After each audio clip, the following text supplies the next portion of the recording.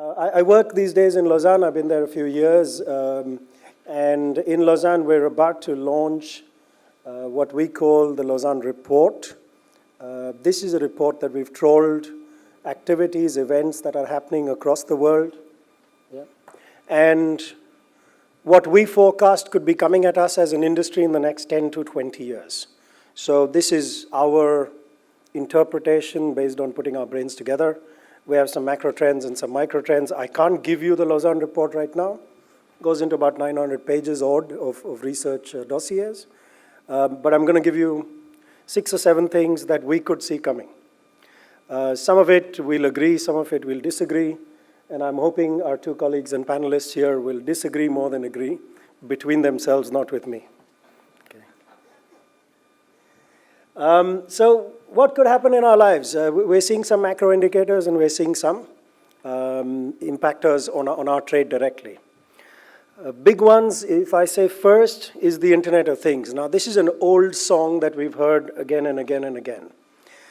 Yes, more and more devices are getting connected. More and more communities are getting connected as a consequence of devices. But guess what? This is going to the next level where today we are seeing, beer kegs reorder themselves. We're going to see clothes tag themselves. We just have a new suitcase that has a permanent tag from Rimowa that links into Lufthansa, and you can check that in with its permanent baggage tag. So the Internet of Everything, my suitcase connected to the Internet, tagging itself and transporting it from point X to point Y, linking to an app on my phone, linking to whoever else on the other side is the future as we go. I was in Mexico last month. I was being hosted by a 92-year-old gentleman who had invited his expanded family. So he's got 7 children and spouses and grandchildren accordingly. And he had organized a fiesta for his kids and for his family. I was invited there as a special guest. Mexican traffic is as good as Gurgaon or Delhi traffic, so some of them were late. He opens his iPhone and he says, "Let me see where my family is." Guess what? Each of them had Find My iPhone switched on, so he knew exactly where they were on their map. Because he was then able to say, this child is at so-and-so place, or this grandson is in wherever place, and will be here in the next 20 minutes, 3 minutes, 5 minutes, or 25 minutes. But that's coming at us. Next phase of this Internet of Things is democratization of energy. So you're going to have microgrids, and this is something where countries like India can leapfrog into the future. But guess what? Then you've got the Internet of You. Parts of you are going to be connected to your doctor, parts of you are going to be connected to your sports coach or your fitness coach. Parts of you are going to be connected to your wife. I hope they are already, or parts of your wife are connected to you. If they're not and connected to somebody else, you've got trouble coming your way. Mr. Jain is looking very, very funny. Be careful. Okay? So that's coming. Now, this is going to change the way supply chains happen. This is going to change the way we deliver services. This is going to change the way we procure services, or we procure access to our own lives. And you can have any translation of that. Here's an old concept, self-driving cars. Mr. Bean tried that not so long ago. Okay. Now, self-driving cars, when we get outside on the streets here, is a myth. Mr. Keswani says that there's no artificial intelligence that can predict that driver that's going to cut across from the left side and crash into the fellow that's overtaking you from the right side. Okay? But we see this as a big impactor on our trade especially. Because if you really had self-driving cars, you could program it to drive you overnight from point X to point Y. And you arrive there in the morning, you don't need to stay in a hotel. And how does that impact our business? So maybe, and you've got a lot of brands today that were created for the overnight business traveler or the overnight trader or the truck driver, for that matter, in Europe or the US. Maybe those products will all disappear when this product appears. We may say it's 10 years away, we may say it's 20 years away, but it's coming at us. And this is being tested by several companies right now. So I throw some brands at you that are doing these tests live. You can sit in a vehicle at Mercedes-Benz that drives you around the place. Now, self-driving cars may have other impacts on us. It may be that we run resorts. It may be that we run safaris and we just stick people into the middle of the Rajasthan, into the middle of the Rajasthan desert, and say, go explore yourself. Program it, it's going to come back at 8 o'clock this evening, whether you like it or not. Okay? So ways and means of working this. What it's going to result in is traffic jams. Because people are not going to park their cars, they're going to leave them driving around while they come back. So I go shopping, my car's going to drive around because fuel's becoming cheaper and cheaper, and the consumption of vehicles will become less and less. So you've got a large Mercedes driving, consuming, what, 4 liters for every 100 kilometers today, as we speak, and that's going to drop down to 1 liter for every 100 kilometers. Sorry, in India you go kilometers to the liter. The rest of the world says how much does it consume per 100 kilometers. So you can do the math as you go forward. Big one, we heard this yesterday, the next generation's coming at us. Most of us in this room are the previous generation. The next generation is coming at us as a consumer, the next generation is coming at us as an employee. What does this generation look like? I've just given you a table of categories, but what we're talking about is those individuals that are between 15 and 30 years old today. That's what's going to run our businesses as we speak over the next 20 years. They have a lot of spending power. The good news about this generation is they spend before they earn, or they spend as soon as they earn. Okay? So they don't have a fear of wanting to save. And when they don't have a fear of wanting to save, they have other mannerisms. They will consume like there's no tomorrow, and they will consume. We heard, what was it, Lemontree yesterday, who said that work is pretty much a gig between weekends. That was yesterday's statement. And this continues in the way they consume any product, any service, inclusive of our products. But this generation is together, this generation is alone. They can be sitting anywhere in the world and still be together. They can be sitting in the same room and still be alone.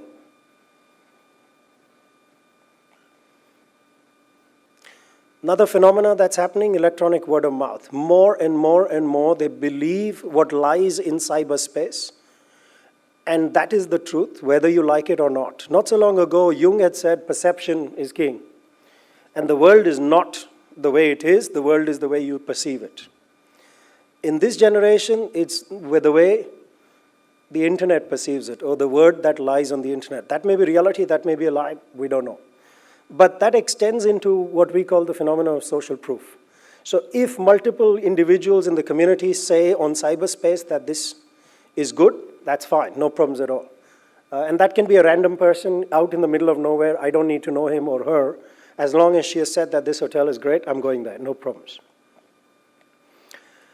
We talk about the millennials. The millennials have a large impact on our business, but the millennials are not a predictable generation. In the past, you had, if you see the curves, roughly once in every 10 years, there was a major trend that would appear in the world. These days, you've got trends that appear every 6 months, and they are major impactors on our lives. So there are micro communities that are being created across the world, and that community that may be growing up here in Gurgaon may be identical to a community growing up in Los Angeles, but completely different to another one growing up in New York. And you will not be able to predict which one is where, or you can, if you capture that micro community with its essence, take them off into your business as employees or as customers the minute you've understood which micro-generation they belong to. But you cannot generalize. You cannot say, like they used to say for my father's generation, or for me, that I will continue working within this trade for the next 40 years of my life. This generation cannot be predicted or captured in that same manner. Moving on to our industry, we talked about big data. There's a 360 view that is available to us of our customers and of our employees. So today, it's no longer important for us to think about what we do for a guest on arrival or what we do for a guest on departure and what we do for a guest during the stay. But it's about what we do for the guest as he or she thinks about our business and he or she thinks about procuring our business. So it's a complete cycle of 360 where we need to watch them, and we can do that and relate to them through big data. Now, how do you translate that for your own brands or for your own businesses? We can ask Mr. Keswani. He's got experience on different brands as we go forward. But that's at us pretty much now. And 10 years from now, we'll have to do this, otherwise we won't survive. Whether we run 2 rooms or whether we run 2,000 rooms or 2 million rooms, that's not something that we can get away from. Whilst we talk about all this, effective hospitality is not going to die. So there is a variation to the old paradigm of effective hospitality, which was servile and a servile attitude towards your customer. That's no longer the case. Now, the customer wants to get involved with real, genuine warmth and the community where he or she is visiting so that they can touch the culture of that community. So service is going to shift from the process-oriented thinking or the time measurement planning to the excitement or the storytelling that you can give them, to the community that you can help them connect with, and how they can connect at their own time, at their own pace. Some people want it much more, some people want it much less. So we're seeing more and more hotels, for example, go smaller in rooms and larger in living rooms. Lobbies are dead. A lot of talk on technology. I'm not going to go deep into this at this stage, but most of the talk in these rooms on technology tends to be front of the house, tends to be what are we doing with the customer, what are we doing with the interaction of the customer. Guess what? The real revolution is not going to come there. The real revolution is going to come in the back of the house. So it's the back of the house where you don't have human beings facing the customer, which is going to get robotized. It's the back of the house which is going to start creating processes that are no longer necessary to be run in your buildings, could be run anywhere in the world, as long as they arrive into your building when he or she, the customer, needs them, or when you as employee need them to deliver to the customer. So I visited a small chicken processing plant out in Thailand a few months ago. This plant has 55 employees per shift, runs 2 shifts a day, 5 days a week, closes down on the weekends. Okay. They produce 15 million tons of chicken a month. From arrival of a live bird to all processing, cutting, packaging, inclusive of certain pre-prepared meals, vacuum packed and shipped out into the markets of the world, they handle that with 55 people. The rest is all done by robots. The rest is all done by mechanization. The rest is all done. Now, I can show you several companies across the world that are buying chicken from this particular company, that are hotels, or that are supermarkets, or that are restaurants as we speak. And it's all happening out in Thailand, but the delivery going on in Sweden or Denmark as we speak. And that's the future. Now, people may talk about carbon cost, but guess what? The carbon cost is less when you produce it in Thailand in comparison to producing it in Denmark. Because the consumption of the human beings living in Denmark per capita of carbon is greater than the ones living out in Thailand. So by flying the chicken out is the least impact of the carbon cost in comparison to the consumption of the human being that lives in Thailand in comparison to Denmark.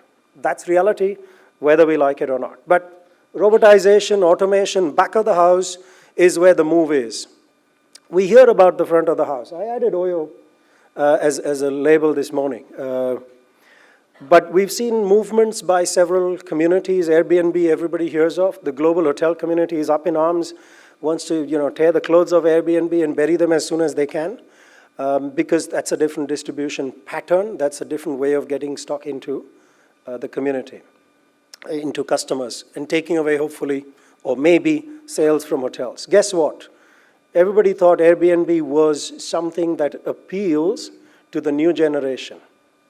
We did some studies, and we find that the millennials buy the least from Airbnb out of the total spend that they have online.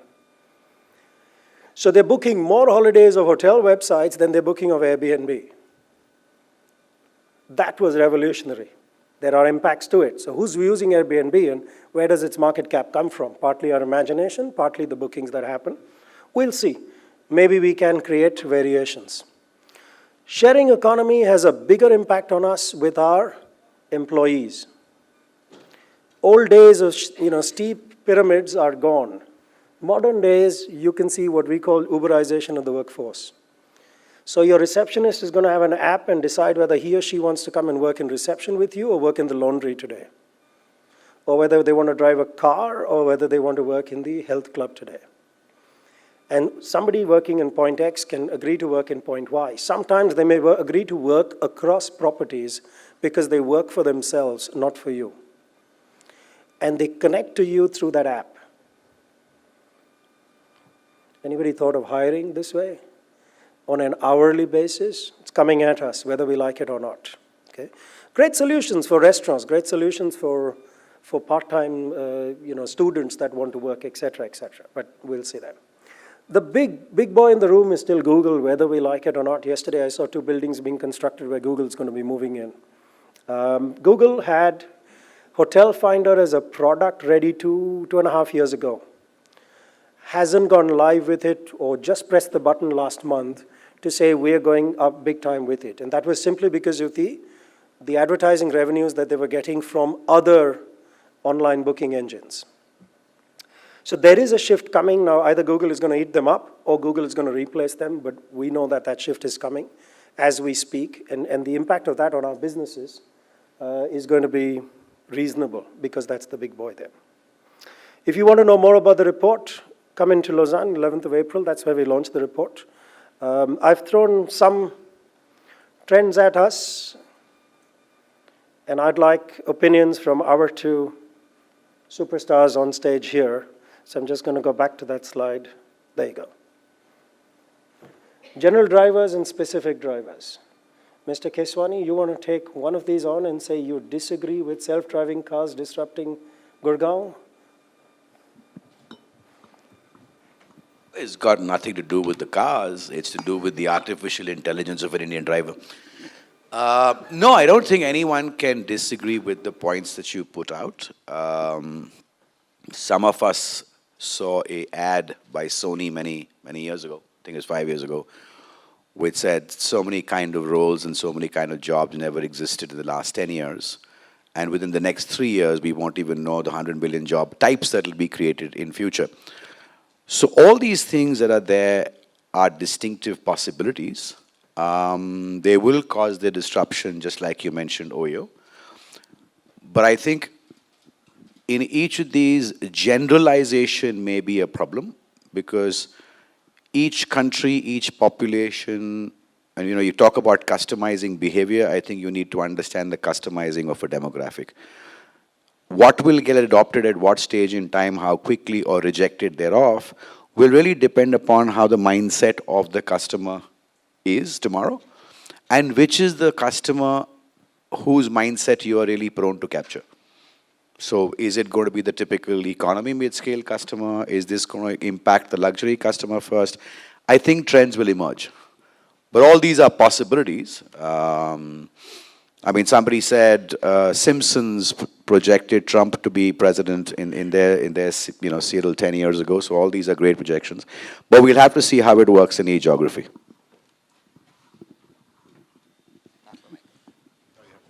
So which product in India do you see most affected by the shifting sands, since you deal with all the brands and all the names here? Firstly, I think trying to portray as experts of something we know very little about is a dichotomy in itself. I think globally there are very few people who really understand what's going on. And quickly, just to put it into perspective, I want to give you a little thought between what linear and exponential is. Typically, we were used to linear, which went from 1 to 2 to 3 to 4 to 5. And exponential businesses, what we're seeing today, the disruptive businesses, which go from 1 to 2 to 4 to 8 to 16, right? And it may not seem very, alarming, but if I gave you a simple mathematics, if I said that you take 30 linear steps, you'd probably end up from here to the washroom. But if I said take 30 exponential steps, you can do the maths, you'd have traveled the earth 27 times. That's the difference in what's going on in terms of what we are hearing in terms of technology and disruption. But having said that, I think, it's still an unknown figure. We're talking about it, we're crystal gazing about it. But look at what's happening on the ground. I don't think hospitality as an industry is really reacting as much as we'd probably expect it to. We're talking of things today, Yatin, as you said, we're talking about sharing economies, we're talking about robotization, we're talking of so many changes that the Internet of Things, but for heaven's sake, we aren't even doing free Wi-Fi in this country yet, right? So forget about where it's going to take us. So I think one of the things that we need to understand is we need to put some collective energy into analyzing what of this is going to really impact us. So for example, I don't think that Uberization of the workforce is something which will not happen, right? I see it something that is very, very likely to happen given the way we see trends of the millennials today. And look at how that's completely going to change the way we do business. So there will be some areas, but on the flip side, look at robotization. What's it going to do? I keep wondering, what's the workforce going to do? And we seem to be producing more and more people, and yesterday there was some data on how many people are coming into the workforce on a monthly basis. I wonder how that is going to settle between the automation, mechanization, and the need for people to work. So I think it's still something which is a bit of a, mysterious kind of futuristic, but something we really need to start looking very carefully. And my take is that in hospitality, we are probably not reacting as much as other industries are. The amount of stuff that e-commerce and other stuff, so if you're saying Google today, if you look at the platform, they give free service. Google is a free, it's service. But look at what they do at the back end of monetizing the free service, of giving away. It's everything. Look at Facebook. Look at the cell phone. It's got, someone did a calculation and said that if you were to value everything that comes free on your cell phone, it's some $900,000. From the tape recorder to the video recorder to everything that comes inside a mobile phone which comes free, but there's many other ways on which they make money. Similarly, I think we're going to have to look at hotels and the platform of how we can use this technology without necessarily losing the contact with our customer. So, are our employees going to force our hotels to shift? Or are our customers going to force our hotels to shift? Or are our suppliers going to force our hotels to shift? Or are all three going to force them to shift? Or are they not shifting at all? Clearly, I think there can't be one segment that will force you to shift. I think clearly customers are going to define and demand certain changes in hotels. Employees, as you know, the fastest moving. Millennials are changing. We're seeing that happening in the workforce today. Yesterday we had a very interesting discussion of the Moria Hotel where they have people who have been there 39 years and others who are just coming and going very, very quickly and they're finding it very difficult to handle. We learned a lot about how Lemontree is handling the young workforce and, it's a gig between weekends. So clearly it's going to be all three, but I think technology is the driver which is connecting everyone. It is connecting your workforce, it is connecting your vendors, and it's connecting your customers as well. So there will be a pressure from all three, but I think the fastest is going to come from the customer and the employee. Mr. Keswani, who's at greatest risk in this business in India? I think every hotel company is, and I think, while you broke it down to three segments, I think what's going to drive which way you're going to go is how well you know your own business model. Because at the end of the day, whatever business that you're at, you've got to find a way to succeeding in it. And therefore, you'll find the points of interest that you can most handle and what is it relevant for these three segments that you're working with. I think in hospitality, what happens is we follow the Joneses very quickly, and the exemplification really comes from the high-end brands and whatever is being written internationally. But we are not quick and nimble to understand its relevance on the ground to the customer that we wish to cater for or are catering for. So if you were to flip that and say, so what's my customer of today? What could be my potential customer of tomorrow? I've still got to be in the business of making money. Now, which are the parts of these that I will invest in, and which of these I will leave for somebody else to lose money on? I would say that would how I would see it as a business model. Any questions from the audience?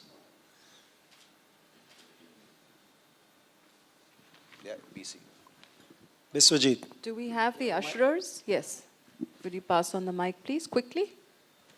Would request you to, yeah, for the sake of the rest of the audience, to identify yourself and the company that you represent.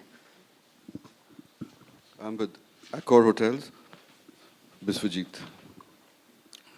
Okay, talking about the millennial, Gen Y, they're pretty spiritual in the sense they live in the moment. They really don't care what's going to happen, what happened, and what's going to happen. So their shelf life, career span, is actually much smaller than our generation and what we've gone through in a particular role.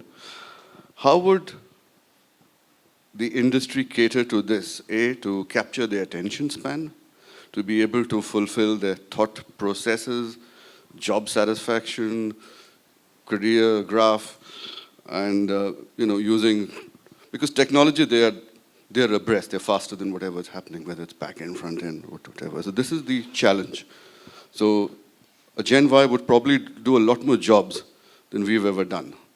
So that's my question to any one of you.